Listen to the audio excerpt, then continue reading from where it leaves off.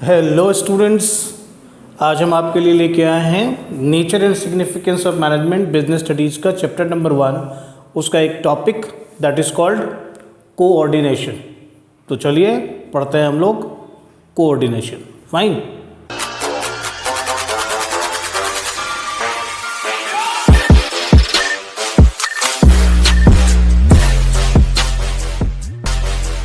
देखिए, कोऑर्डिनेशन है क्या? कोऑर्डिनेशन का मतलब होता है जो ऑर्गेनाइजेशन की विभिन्न गतिविधियां हैं, उन गतिविधियों में सामंजस्य स्थापित करना। थोड़ी खड़ी हिंदी बोल दी तो अच्छी हिंदी सुनिए, या अच्छी वाली हिंदी मैंने बोल दी, अब थोड़ी दूसरे तरीके से इसको समझिए। देखिए, ऑर्गेनाइजेशन में बहुत सारी एक्टिविटीज़ होती हैं। अब बड़े ऑर्गेनाइजेशन को छोड़ दो, एक छोटे से ऑर्गेनाइजेशन को ले लो।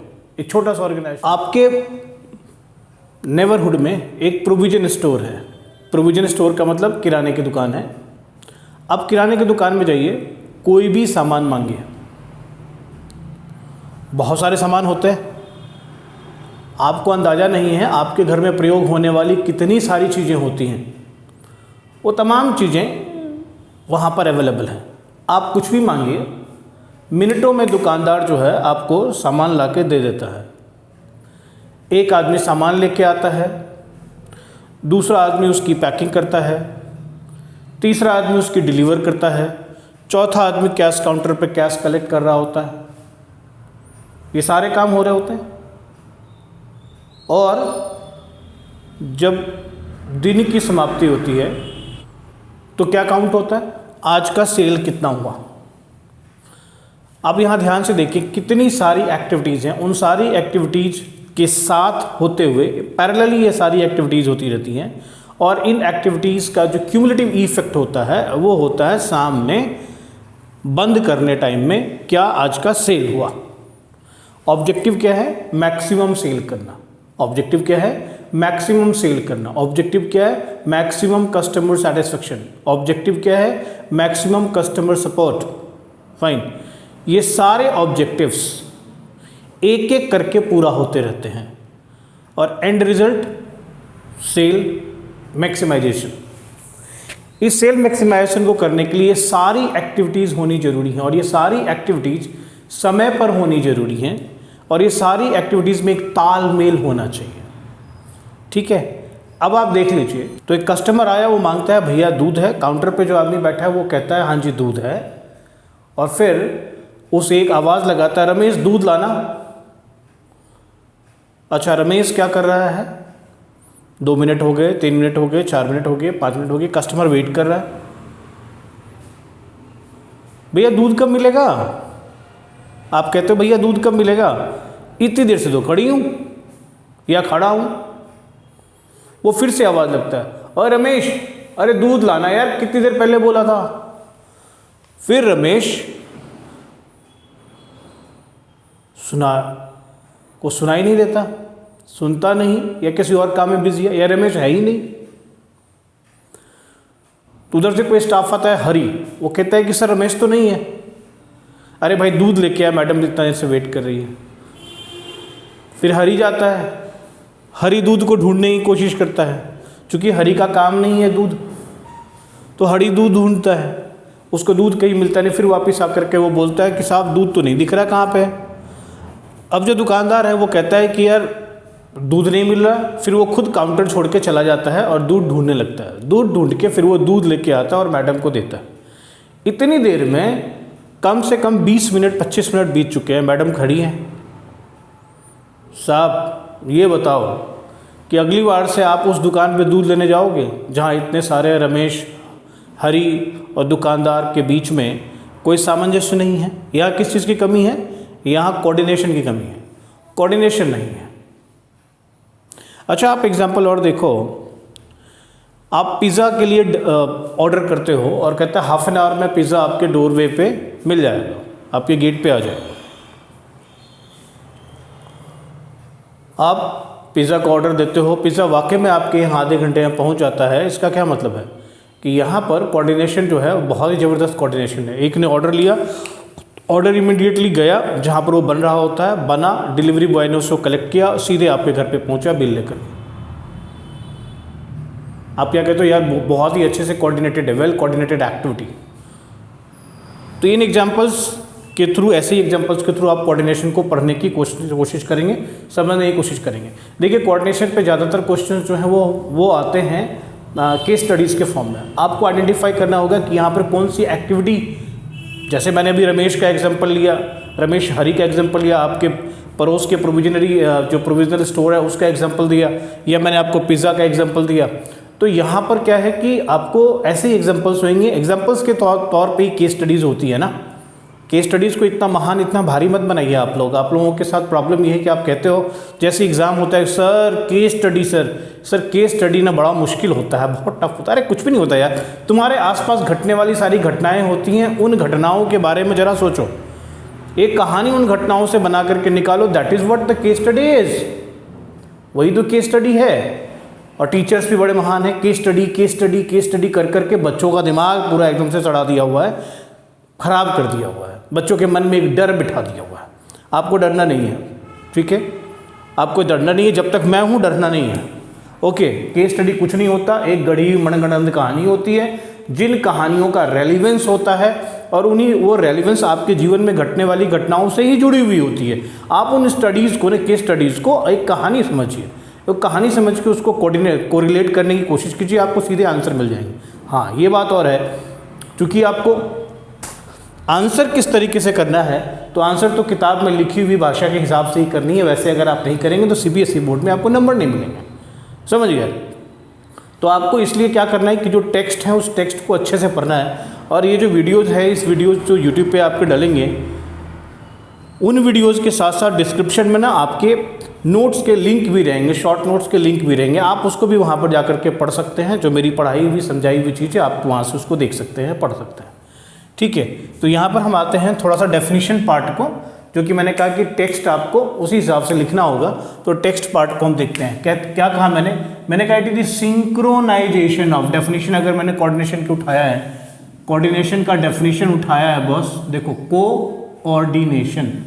कोऑर्डिनेशन को मतलब होता है साथ, को मतलब होता है टुगेदर, ऑर्डिनेशन मतलब जो टुगेदर ऑर्डर में हो, दैट इज व्हाट कॉल्ड, जो साथ साथ ऑर्डर में हो, एक व्यवस्था में हो, उसको हम बोलेंगे कोऑर्डिनेशन। तो यहाँ पर देखिए सिंक्रोनाइजेशन। अब भारी भारी शब्दों का मतलब समझने की कोशिश कीजिए, भारी भारी शब्द है थोड़े से अंग्रेजी के। सिंक्रोनाइज करने का मतलब होता है कि व्यवस्थित करना, सिंक्रोनाइज करना, व्यवस्थित करना, एक दूसरे के साथ प्रॉपर लिंक करना, that is what called synchronization, ठीक है। वेरियस एक्टिविटीज़, तो आपको भी मैंने बताया कि बहुत सारी एक्टिविटीज़ ऑर्गेनाइजेशन में होती है, बहुत सारी एक्टिविटीज़ को आपको सिंक्रोनाइज करना है, एक व्यवस्थित तरीके से लेके चलना है ना। Providing the required amount of quality, timing and sequence, ठीक है। 3 बातें आई। पहली बात I required amount of quality, required amount of time, और सीक्वेंस, एक सिलसिला होता है। सीक्वेंस का मतलब एक ऑर्डर होता है, ठीक है। पहले ये, फिर ये और फिर टोटल आउटकम, रिजल्ट, ठीक है। सो that is sequence. And in सब के बाद what is being insured, coordination क्या इंश्योर करेगी, achievement of the planned goal with minimum cost, ठीक है। तो ये प्लान्ड गोल यानी पहले से आपने कोई गोल फिक्स कर लिया है, उस गोल को अचीव करने के लिए क्या क्या चीजें होनी चाहिए, required amount of quality, timing and sequence. इन 3 चीजों का क्या होगा, ये 3 चीजें जो वेरियस एक्टिविटीज ऑर्गेनाइजेशन की, उसके अमंग क्या करना है आपको, सिंक्रोनाइज करना, सिंक्रोनाइजेशन होना है, व्यवस्थित रूप से होना है, ठीक है। उसको हम बोलेंगे कोऑर्डिनेशन। तो डेफिनेशन समझ में आया, दोबारा से समझेंगे। चलिए एक बार और मैं इसको बताता हूँ, आप भी ध्यान से समझिएगा। मेरी बातों को खाली सुनेंगे ना आप, उसी से सब पूरा पेपर हो जाएगा, ठीक है। तो सिंक्रोनाइजेशन का मतलब एक दूसरे के साथ इसको अच्छे से लिंक कर देना, that is what called synchronization, ठीक है ना। और किसको सिंक्रोनाइज करना है, ऑर्गेनाइजेशन के बहुत सारी विविध एक्टिविटीज़ को। बहुत सारी एक्टिविटीज़ होती हैं ऑर्गेनाइजेशन के अंदर, चाहे ऑर्गेनाइजेशन का साइज छोटा होगा तो कोऑर्डिनेशन की रिक्वायरमेंट कम पड़ेगी, बड़ा होगा तो कोऑर्डिनेशन ज़्यादा होगा, ठीक है। ज़्यादा रिक्वायरमेंट में कोऑर्डिनेशन की रिक्वायरमेंट ज़्यादा होगी। तो सिंक्रोनाइज करनी है वेरियस एक्टिविटीज़ की इन एन ऑर्गेनाइजेशन, प्रोवाइडिंग क्या प्रोवाइड करना है, रिक्वायर्ड अमाउंट ऑफ क्वालिटी होनी चाहिए, टाइमिंग, सीक्वेंस, ठीक है। और इस सबसे क्या अचीव होगा, जो ऑर्गेनाइजेशन का आपने पहले से ही प्लान किया हुआ गोल है, और ये गोल अचीव करने में आपको कॉस्ट क्या लग रहा है, मिनिमम लग रहा है। That is what is totality, it is called coordination. That is what's basically coordination is synchronization. Alright, तो नेचर, फीचर और कैरेक्टरिस्टिक्स में हम लोग क्या देखेंगे, देखो मित्रों क्या देखना है कि इंटीग्रेट्स ग्रुप एफर्ट, यानी सबसे पहला जो नेचर होता है, सबसे पहला जो फीचर होता है या कैरेक्टरिस्टिक्स होती है कोऑर्डिनेशन की, जिसके बारे में हम बात करेंगे, ये पहला होता है नहीं, ये 5 होते हैं। इन 5 में से कोई भी पहला हो सकता है, ये कोई ज़रूरी नहीं ये पहला है, ये दूसरा है, तीसरा है। तो जब आपको केस स्टडी देगा तो उसमें से बोलेगा which feature of the management, which feature of the coordination is missing here. पहली बात ये पूछेगा कि ये किस एक्टिविटी की बात हो रही है ऑर्गेनाइजेशन में, क्या मैनेजमेंट का एक्शन मिसिंग है, तो आप कहेंगे कोऑर्डिनेशन मिसिंग है, कोऑर्डिनेशन नहीं है। पूछेगा which feature of the coordination is missing, explain करने को बोलेगा, 2 पॉइंट देने को बोलेगा, उसके एसेंस के बारे में पूछेगा। तो आप क्या जवाब दोगे, आप कहोगे कि भैया अगर orderly arrangement of group effort नहीं है, यानी सारी चीज़ें तितर बितर है, कोई वहाँ काम कर रहा है, कोई वहाँ काम कर रहा है, कोई वहाँ काम कर रहा है, किसी के काम में यूनिफिकेशन नहीं है, सब तितर बितर है, केओस है, तो उस केस में जो एक फीचर होता है वो फीचर मिसिंग है। इसका मतलब होता है orderly arrangement of group effort, यानी ग्रुप के एफर्ट को सही तरीके से अरेंज करना, ठीक है। दूसरा आप देखेंगे इंश्योर्स यूनिटी ऑफ एक्शन। देखो कोऑर्डिनेशन का काम ही होता है, ये एक बाइंडिंग फोर्स की तरह काम करता है। ऑर्गेनाइजेशन की जितनी भी एक्टिविटीज़ हैं, सारी एक्टिविटीज़ को ये बाइंड करके, इकट्ठा करके, एक जगह करके रखता है, ठीक है ना। जितने भी डिपार्टमेंट्स हैं, सारे डिपार्टमेंट्स को बाइंड करके रखता है। इसका काम होता है, कोऑर्डिनेशन का काम होता है कि ऑर्गेनाइजेशन का जो गोल है वो अचीव हो। और वो कैसे होगा, जब सारे डिपार्टमेंट्स को इकट्ठा बाइंड करके ये रखेगा, ठीक है, सारे एफर्ट्स को बाइंड करके रखेगा, हर डिपार्टमेंट के एफर्ट्स को बाइंड करके रखेगा, इकट्ठा करके रखेगा, तो ग्रुप गोल या ऑर्गेनाइजेशन का गोल अचीव होगा। तीसरी जो इसकी है functions and responsibility of every manager. क्या मतलब है कि कोऑर्डिनेशन जितने भी मैनेजर्स हैं सबका काम होता है, ये उसका ये फंक्शन होती है और उसकी रिस्पॉन्सिबिलिटी होती है कि सारे एफर्ट को, ग्रुप एफर्ट को वो सिंक्रोनाइज करके रखे, इकट्ठा करके रखे। कैसे रखेगा, जब मैंने बात करी एवरी मैनेजर की, तो यहाँ पर मैंने एक छोटा सा टेबल भी दे दिया हुआ है, आप इसको देखिए। अगर मैं बात करूँ टॉप लेवल क्या करेगा, टॉप लेवल किस तरीके से कोऑर्डिनेट करेगा, तो ओवरऑल प्लान को कोऑर्डिनेट करेगा। मित्रों टॉप लेवल का काम होगा, ही कोऑर्डिनेट्स द ओवरऑल प्लान, जितने भी प्लान, ओवरऑल प्लान, यानी पूरा जो प्लान है टॉप लेवल पे ही बनता है, तो वो top level plan, top level पे जितने भी प्लान्स हैं ओवरऑल प्लान को कोऑर्डिनेट करेगा। मिडिल लेवल क्या करेगा मित्रों, देखो मिडिल लेवल का काम होगा जितने भी डिपार्टमेंट्स हैं, उन डिपार्टमेंट्स की जितने भी सेक्शंस हैं या सब सेक्शंस हैं, छोटे छोटे सेक्शंस हैं या सब सेक्शंस हैं उसके, उन सारे डिपार्टमेंट के सेक्शन और सब सेक्शन का जो एफर्ट होगा उसको कोऑर्डिनेट करेगा। सारे डिपार्टमेंट के सेक्शंस, सब सेक्शंस के जो एफर्ट्स होंगे उन सारे एफर्ट्स को वो कोऑर्डिनेट करेगा। टॉप लेवल क्या करेगा, ओवरऑल प्लान को कोऑर्डिनेट करेगा। मिडिल लेवल क्या करेगा, सेक्शंस एंड सब सेक्शंस, जितने भी डिपार्टमेंट हैं उन डिपार्टमेंट्स के जो भी सेक्शंस एंड सब सेक्शंस के एफर्ट्स हैं, उन सारे एफर्ट्स को वो क्या करेगा, कोऑर्डिनेट करेगा। लोअर लेवल क्या करेगा, भाई साहब जो सुपरवाइजरी मैनेजर्स हैं, सेक्शंस ऑफिसर्स हैं, वो लोग क्या करेंगे, तो वो जितने भी वर्कर्स हैं उन वर्कर्स की एक्टिविटीज़ को कोऑर्डिनेट करेगा, उन वर्कर्स की एक्टिविटीज़ को कोऑर्डिनेट करेगा मित्रों, ठीक है। तो ये सब हर एक मैनेजर की ये रिस्पॉन्सिबिलिटी भी होती है और हर मैनेजर का ये फंक्शन भी होता है कि वो कोऑर्डिनेशन में अपने ऑर्गेनाइजेशन को चलाए। हर लेवल पे कोऑर्डिनेशन होगा, चाहे वो टॉप लेवल हो, चाहे मिडिल लेवल हो, चाहे वो लोअर लेवल हो, हर लेवल पे कोऑर्डिनेशन होगा। और किसके साथ कोऑर्डिनेशन होगा, कहाँ पे कोऑर्डिनेशन होगा, तो ये ओवरऑल प्लान में जितने भी डिपार्टमेंट्स, उन डिपार्टमेंट्स के जितने भी एफर्ट सेक्शंस या सब सेक्शंस में लगते हैं, लोग लगा रहे हैं, अपनी अपनी कोशिशें कर रहे हैं, उन सारी कोशिशों को कोऑर्डिनेट करेगा वो। लोअर लेवल में जितने भी वर्कर्स की एक्टिविटीज हैं उन सबको कोऑर्डिनेट करेगा वो। अच्छा देखिए यहाँ पर क्या होता है, जब मेन जो काम होता है वो यहाँ पर होता है, ठीक है, जो मेन काम होता है वो यहाँ पे होता है, बिल्कुल निचले स्तर पे काम होता है, एक्चुअल में वर्क यहीं परफॉर्म होता है। तो जो भी काम ऑर्गेनाइजेशन के, मान लीजिए कार मैन्युफैक्चरिंग कंपनी है, तो कार मैंने जो उसका फ्लोर है, जो फैक्ट्री का फ्लोर है, उस फ्लोर पे सारा काम होता है। उस फ्लोर पर जो वहाँ का गैंग बॉस है या जो लीडर है, जो सुपरवाइजर है डिफरेंट डिपार्टमेंट्स का, वो सब उसके लुक आफ्टर करता है अपने वर्कर्स के काम को, और सबको कोऑर्डिनेटेड वे में चलाता है कि भाई हाँ टायर लग गई, स्टीयरिंग व्हील लग गई, इंजन फिक्स हो गया, ग्लासेस फिक्स हो गई, तो ये तमाम चीज़ें वो देखेगा। डिफरेंट पॉइंट जो वर्क स्टेशंस होते हैं, उन वर्क स्टेशंस पे ये काम परफॉर्म कर रहे हैं कि नहीं कर रहे हैं, और सबको कंबाइन करके वो कहाँ पहुँच जाएगा, मिडिल लेवल पे। मतलब कि जो मिडिल लेवल है, मतलब सबका फिर वो फाइनली क्या करेगा, निकल जाएगा, यानी कि प्रोडक्शन प्रोसेस से बाहर निकल जाएगा, प्रोडक्शन कंप्लीट हो गया। अब सेल्स वाला है, सेल्स मैनेजर है, उसको बेचने की कोशिश करेगा। तो अब मान लीजिए जहाँ पर शोरूम है, उस शोरूम के फ्लोर पर भी आपके सेल्स रिप्रेजेंटेटिव मिल जाएंगे। उन सेल्स रिप्रेजेंटेटिव के काम को कौन लुक आफ्टर कर रहा है, सेल्स मैनेजर लुक आफ्टर कर रहा है।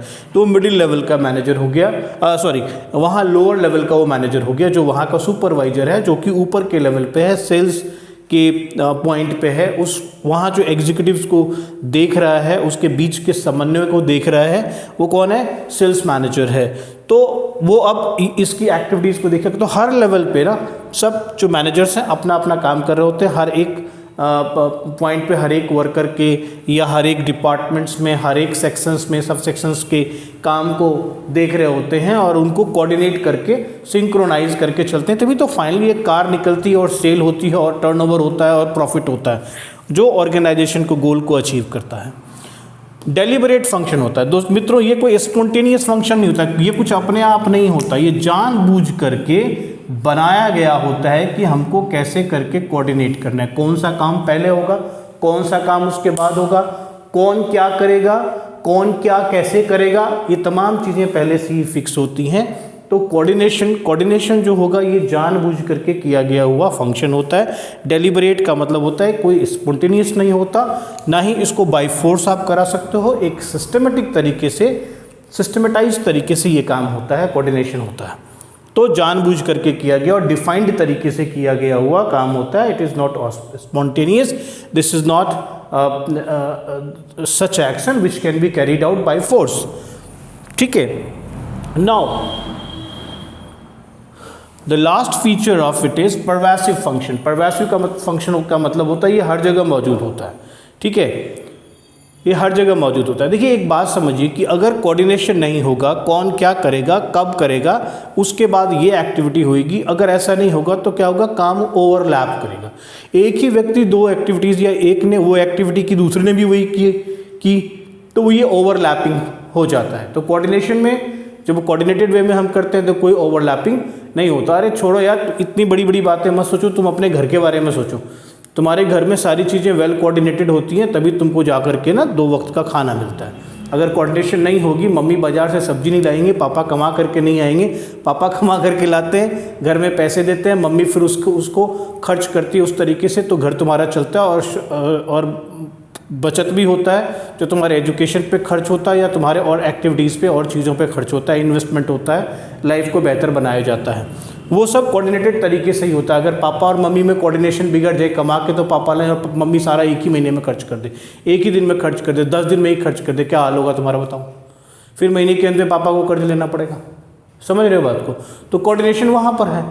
तुम छोटा सा काम, तुम चाय बनाते हो ना यार, तुम सब्जी कुछ भी करो ना, वहाँ कोऑर्डिनेशन होता है। पहले क्या डालेगा, पहले सब्जी डालेगा, बाद में तेल डालेगा? नहीं ना, क्या करेगा, पहले चाय पत्ती, क्या करेगा, पहले चाय पत्ती डाल दो, हैं पतीले में चाय पत्ती पहले डाल दो, या पहले पानी डालेगा? तो देख रहे हो कोऑर्डिनेशन यहाँ हो रहा है ना। आँच भी धीमी या तेज करनी होती है, ये सब कुछ कोऑर्डिनेटेड तरीके से करते हो यार, तभी तो तुम्हारे पास क्या करेगा, केतली उठा करके पिएगा क्या? नहीं, तुम क्या करते हो, चाय कप में डालते हो, प्रॉपर तरीके से जाते हो और फिर तुम पीते हो।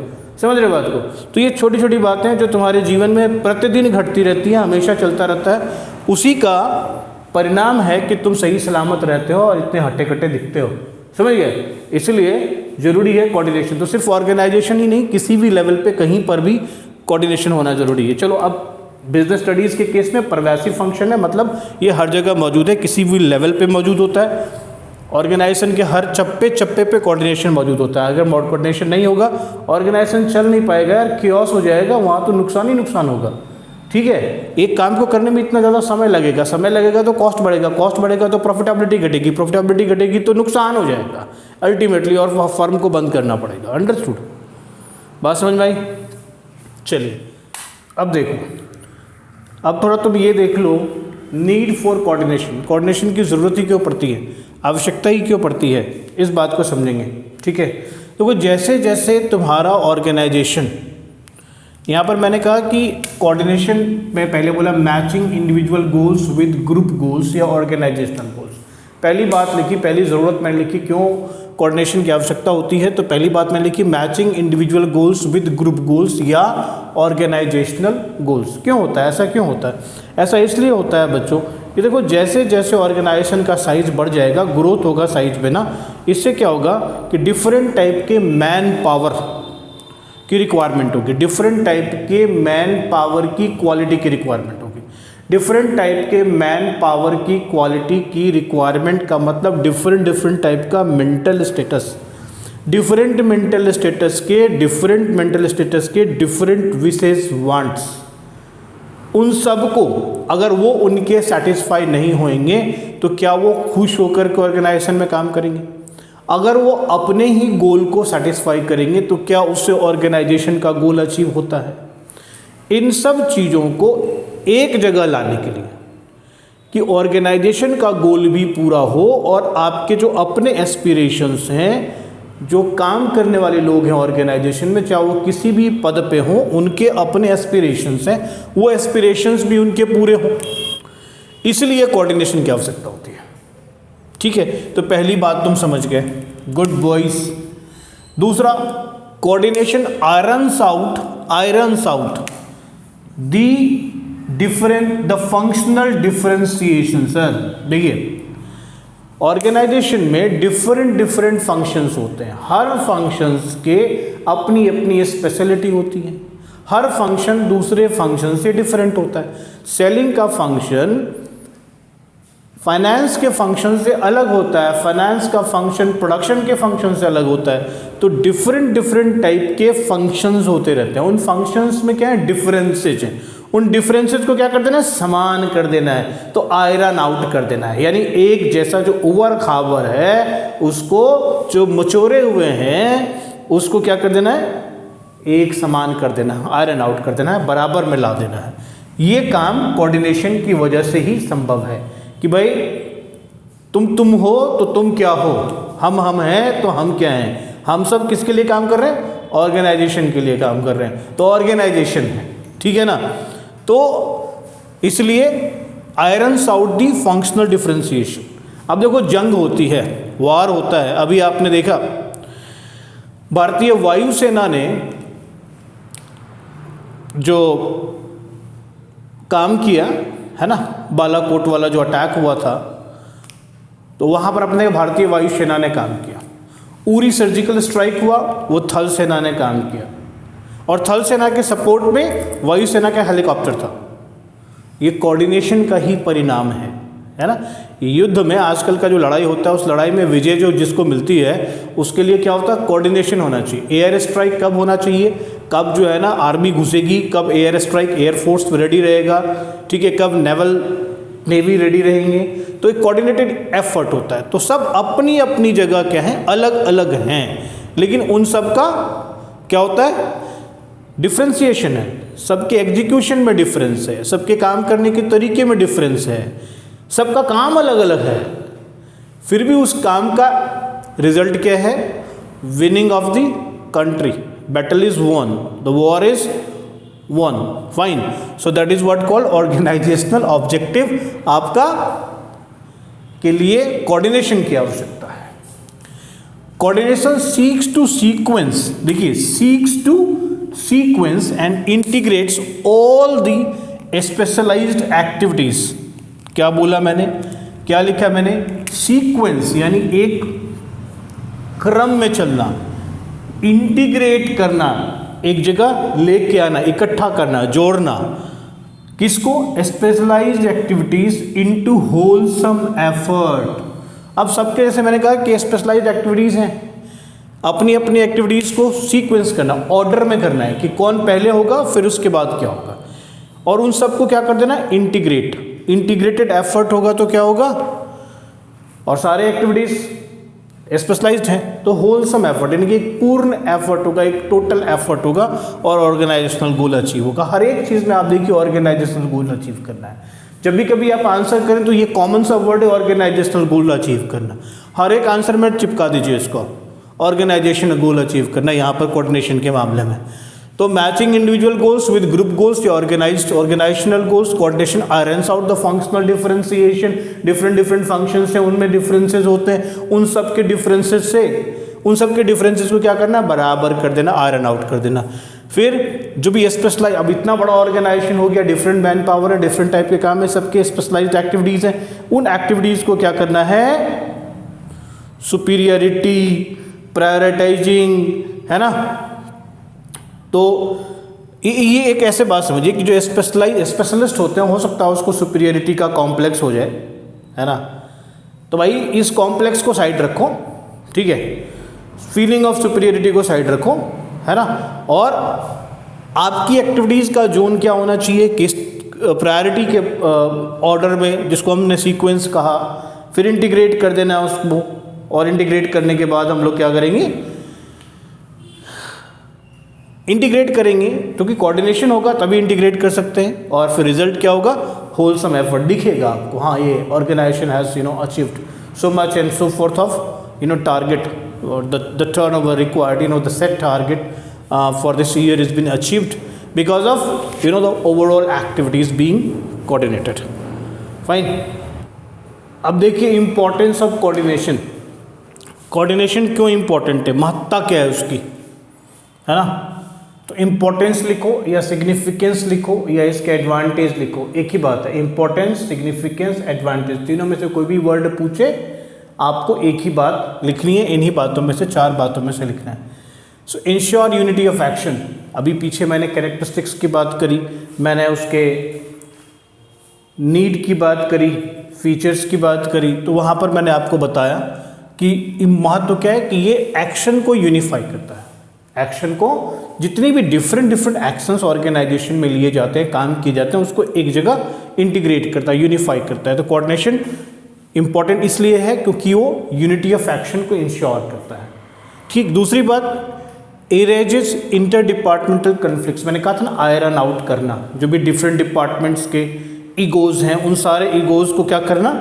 आयरन आउट करना। तुम हो तो तुम क्या हो, मैं हूँ तो मैं क्या हूँ, सब तो ऑर्गेनाइजेशन के लिए हैं। तो दैट इज व्हाट कॉल्ड, जब ये वर्ड आ गया ना, सब तो ऑर्गेनाइजेशन के लिए हैं, और ये कैसे हैं? That is where the conflict arises. Fine. Third one is promotes harmonious implementation of plans. There are different plans organization में, डिफरेंट डिपार्टमेंट्स के डिफरेंट। प्रोडक्शन डिपार्टमेंट के अपने प्लान है, इतना प्रोडक्शन लेवल मेरे को अचीव करना है। सेल्स डिपार्टमेंट के अपने प्लान है, इतना सेल्स मेरे को अचीव करना है। सबके अपने अपने प्लान्स हैं। सारे प्लान्स को क्या करना?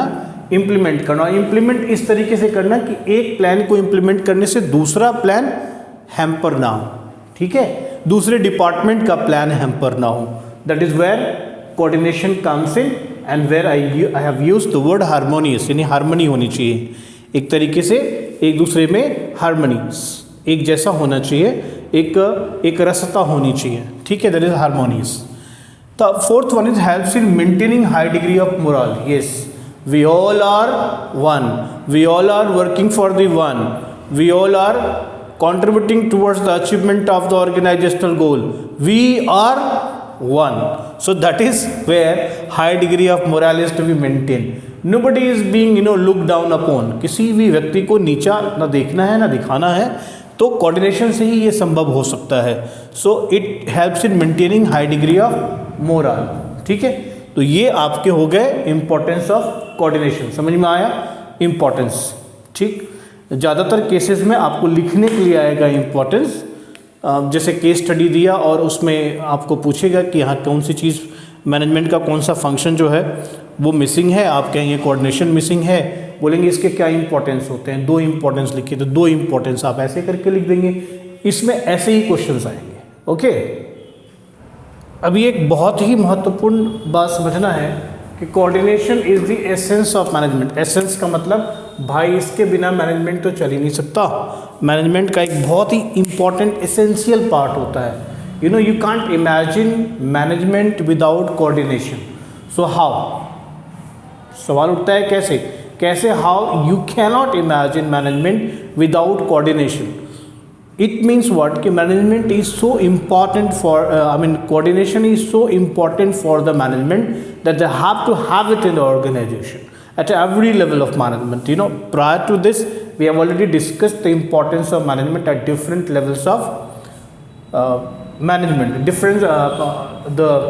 We have already discussed in those parts which we have done earlier that what is the importance of coordination in different areas of organization at different management levels, and here we are trying to certify that with this that coordination is the essence of management। बहुत ही आवश्यक है, बहुत ही essential है।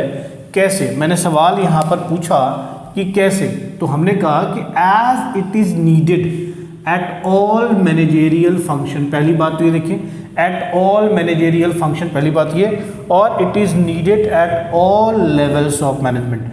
तो जब हर level पर, management के हर level पे इसकी आवश्यकता है, ठीक है, हर लेवल पे इसकी आवश्यकता है, टॉप लेवल पे, मिडिल लेवल पे और लोअर लेवल पे। वैसे ही हर एक मैनेजरियल फंक्शन में इसकी रिक्वायरमेंट है, चाहे वो डायरेक्शन हो, चाहे स्टाफिंग हो, चाहे ऑर्गेनाइजिंग हो, चाहे आपकी प्लानिंग हो। जितने भी मैनेजरियल फंक्शंस हैं, हर मैनेजरियल फंक्शंस पे आपको मैनेजमेंट की कोऑर्डिनेशन की आवश्यकता है। किसकी आवश्यकता है? हर एक मैनेजरियल फंक्शंस पे आपको कोऑर्डिनेशन की आवश्यकता है। हर एक मैनेजरियल फंक्शन पे आपको कोऑर्डिनेशन की आवश्यकता है, चाहे वो प्लानिंग हो। अब हमने कहा कि प्लानिंग पे क्या आवश्यकता होगी यार, प्लानिंग पे क्या आवश्यकता है, जो प्लानिंग जो मैनेजमेंट का फंक्शन है उस फंक्शन पे किस तरीके से कोऑर्डिनेशन की जरूरत पड़ेगी। तो देखो सर, प्लानिंग में हमारे पास 2 टाइप के प्लान होते हैं, एक होता है मास्टर प्लान, है ना, और दूसरे होते हैं, एक होता है मास्टर प्लान और दूसरा होता है डिपार्टमेंटल प्लान। तो प्लानिंग में किस तरीके से कोऑर्डिनेशन की जरूरत पड़ती है, क्योंकि देखो आपके प्लानिंग में ना 2 टाइप के प्लान होते हैं, एक होता है मास्टर प्लान और दूसरा होता है डिपार्टमेंटल प्लान। मास्टर प्लान हो गया जो सबसे बड़ा प्लान है, मास्टर प्लान है ये, यू नो, इसके अंदर सारे प्लान इंटीग्रेटेड है।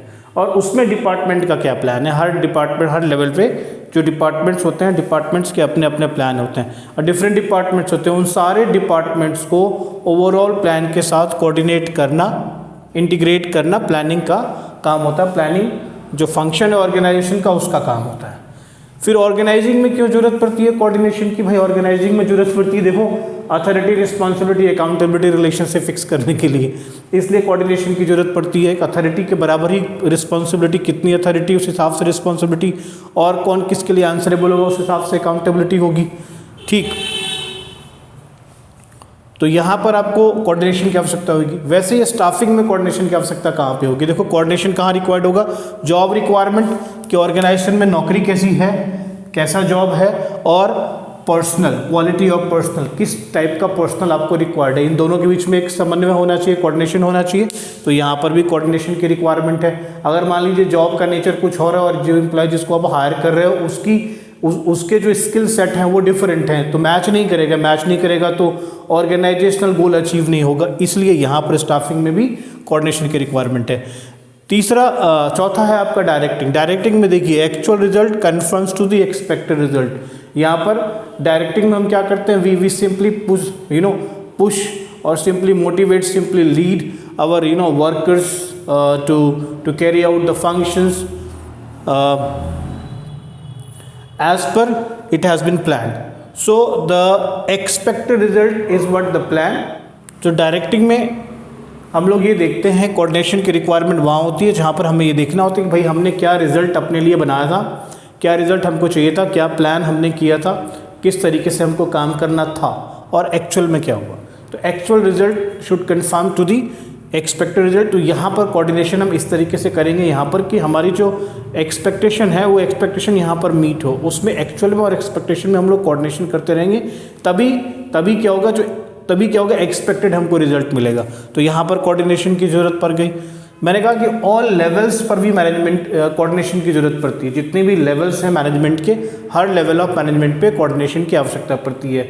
और हमने पहले भी बात की, 3 लेवल होते हैं, टॉप लेवल, मिडिल लेवल और लोअर लेवल पे। तो टॉप लेवल पे क्या होता है, accomplishing organisational goals. To accomplish organisational goals the coordination is required. The top level requires needs coordination to integrate activities of the organisation की सारी activities को इंटीग्रेट करके जो ऑर्गेनाइजेशनल गोल है उसको एकम्प्लिश करने में, अचीव करने में कोऑर्डिनेशन की जरूरत पड़ती है। किसको, टॉप लेवल को। मिडिल लेवल को भी जरूरत पड़ती है। देखिए जितने भी डिपार्टमेंट्स हैं, ऑर्गेनाइजेशन है, डिफरेंट डिपार्टमेंट्स हैं, डिफरेंट डिपार्टमेंट्स के डिफरेंट सेक्शंस हैं, सब सेक्शंस हैं, इनके अपने एफर्ट्स हैं, सब अपना अपना एफर्ट लगा रहे हैं। इन एफर्ट के बीच में अगर कोऑर्डिनेशन नहीं रहेगा तो ऑर्गेनाइजेशनल गोल अचीव होगा, और जो ऑर्गेनाइजेशनल गोल्स हैं वो अचीव नहीं होंगे। तो मिडिल लेवल का को कोऑर्डिनेशन इसलिए ज़रूरी है क्योंकि वो जितने भी सेक्शन, सब सेक्शंस, डिपार्टमेंट्स हैं, उन सब के एफर्ट्स को यूनिफाई कर पाए। चलिए लोअर लेवल की बात हम करते हैं जब, तो it is needed at all level. Organisation में हर लेवल पे इसकी आवश्यकता होती है। मिडिल लेवल तक हमने कर लिया, लोअर लेवल पे देखते हैं। देखिए जो वर्क जो है ना, वर्क यहाँ पर एक्चुअल में वर्क परफॉर्म होता है। तो यहाँ पर वर्क परफॉर्म हो तो वर्कर्स के बीच में कोऑर्डिनेशन रखना है। किसके बीच में काम कोऑर्डिनेशन रखना है, इस लेवल को वर्कर्स के बीच में कोऑर्डिनेशन रखना है कि कौन सा वर्कर क्या करेगा, किसके बाद क्या होगा, इस एक्टिविटी के बाद वो क्या करेगा। यानी हर वर्कर के भी अपने अपने वर्क्स हैं जो अलग अलग समय पे अलग अलग काम उसे करने हैं, और जितने भी वर्कर्स हैं उन सब के अलग अलग काम हैं। तो उन सबको प्रॉपर तरीके से कोऑर्डिनेट करना, उसका समन्वय बना के रखना ताकि work progresses as per plan. तो जैसा प्लान था उस हिसाब से वर्क हो रहा है, काम हो रहा है। ठीक है, इसके लिए कोऑर्डिनेशन की ज़रूरत लोअर लेवल पर भी पड़ती है। तो आपने देखा कि किस तरीके से एसेंशियल एलिमेंट्स है जो कोऑर्डिनेशन है, वो एक बहुत बड़ी ज़रूरत है किसी भी मैनेजमेंट में, किसी भी ऑर्गेनाइजेशन में, या मैनेजमेंट के लिए बहुत बड़ी ज़रूरत है कोऑर्डिनेशन। ये आपने यहाँ पर देखा। ठीक है, तो इसी तरीके से आज हमने सीख लिया, आज हमने इसी प्रकार सीख लिया कोऑर्डिनेशन क्या होता है, और कोऑर्डिनेशन के जितने भी इम्पोर्टेंस हैं, फीचर्स हैं, या उसका एसेंस है, या जो भी कोऑर्डिनेशन के बारे में जितना भी कुछ हमको पढ़ना था, ये सब कुछ हमने पढ़ लिया। ठीक है, नीड क्या है, ज़रूरत क्या है कोऑर्डिनेशन की, यानी कोऑर्डिनेशन टॉपिक बिल्कुल क्लियर हो गया हमको। ठीक है, तो इस पर ना तुमको, जैसे मैंने पहले भी बताया, तुमको केस स्टडीज़ आएंगी। केस स्टडीज़ में तुमको ये पता करना होगा कि व्हाट इज़ मिसिंग हियर।